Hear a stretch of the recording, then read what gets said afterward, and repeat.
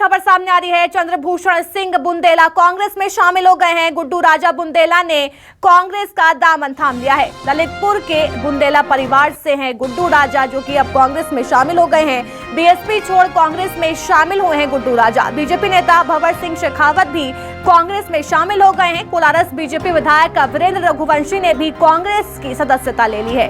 तो चुनावी साल में दल बदल का दौर लगातार देखा जा रहा है। गुड्डू राजा बुंदेला ने कांग्रेस का दामन थाम लिया है, तो वहीं वीरेंद्र रघुवंशी भी कांग्रेस में शामिल हो गए हैं। बीएसपी छोड़ कांग्रेस में शामिल हुए हैं गुड्डू राजा। यानी साफ तौर पर चुनावी साल में बीएसपी को बड़ा झटका लगता हुआ नजर आया है। तो बीजेपी नेता भंवर सिंह शेखावत भी अब कांग्रेस में शामिल हो गए हैं और एमपी की सियासत में लगातार दल बदल का दौर देखा जा रहा है। जाहिर सी बात है, साल के अंत में विधानसभा चुनाव है, जिसके चलते अब लगातार यहां पर कांग्रेस को कहीं ना कहीं फायदा होता हुआ नजर आ रहा है। तो वहीं वीरेंद्र रघुवंशी ने भी कांग्रेस का दामन थाम लिया है। तो चंद्रभूषण सिंह बुंदेला भी कांग्रेस में शामिल हो गए हैं। गुड्डू राजा बुंदेला ने भी कांग्रेस का दामन थाम लिया।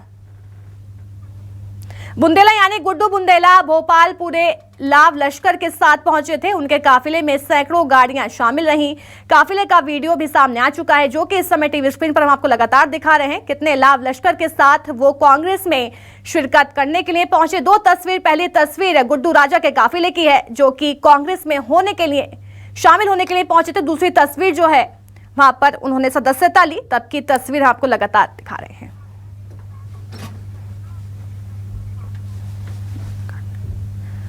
तो दो तस्वीर देखिए, जब कांग्रेस में शामिल होने के लिए पूरे काफिले के साथ गुड्डू राजा पहुंच रहे थे। सैकड़ों गाड़ियां जो हैं इस वीडियो में नजर आ रही हैं। कितनी बड़ी संख्या में लोग उनके साथ मौजूद रहे। भोपाल से मेरे सहयोगी शब्बीर हमारे साथ जुड़ गए हैं। शब्बीर, जाहिर सी बात है, साल के अंत में चुनाव है, लेकिन उससे पहले कांग्रेस को कहीं ना कहीं फायदा होता हुआ दिखाई दे रहा है।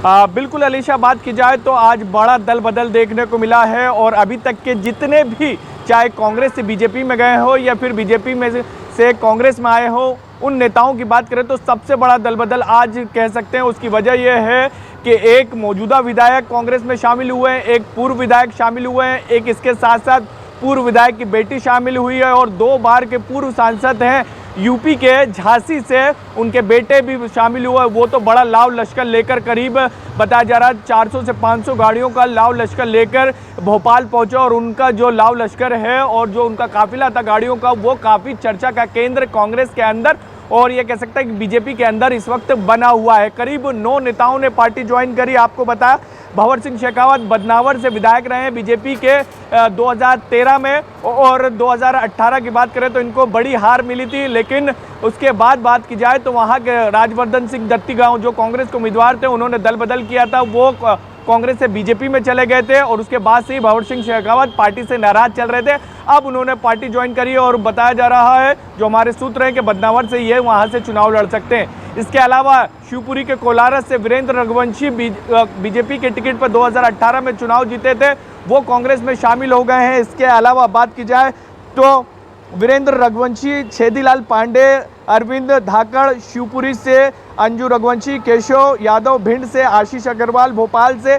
आशीष अग्रवाल के बारे में आपको बता दें, पूर्व गृह मंत्री रहे हैं उमा शंकर गुप्ता, उनके भांजे हैं ये, और दक्षिण पश्चिम सीट है। यहाँ पर बताया जाता है कि उनका पूरा मैनेजमेंट का काम, उमा शंकर गुप्ता का पूरा मैनेजमेंट का काम आशीष अग्रवाल ही देखते थे। यानी बीजेपी को और उमा शंकर गुप्ता को जो दावेदारी इस बार भी कर रहे हैं दक्षिण पश्चिम से, पिछली बार उनको 7 से 8 हज़ार से हार मिली थी, उनके लिए बड़े झटके के तौर पर देखा जा रहा है। लेकिन सियासी तौर पर देखें पूरे ओवरऑल तो एक एक जिले से, चाहे भिंड की बात करें या फिर ललितपुर की बात करें या फिर शिवपुरी की बात करें या फिर हम धार की बात करें, भोपाल की बात करें, तो अलग अलग जगहों से बीजेपी से कांग्रेस में शामिल हुए हैं। गुड्डू राजा की बात करें तो गुड्डू राजा अभी पिछला जब चुनाव हुआ था उत्तर प्रदेश से, तो वहां से ललितपुर सीट से विधानसभा का चुनाव लड़ा था। बसपा के टिकट पर दूसरे नंबर पर रहे थे, चुनाव जरूर आ रहे थे।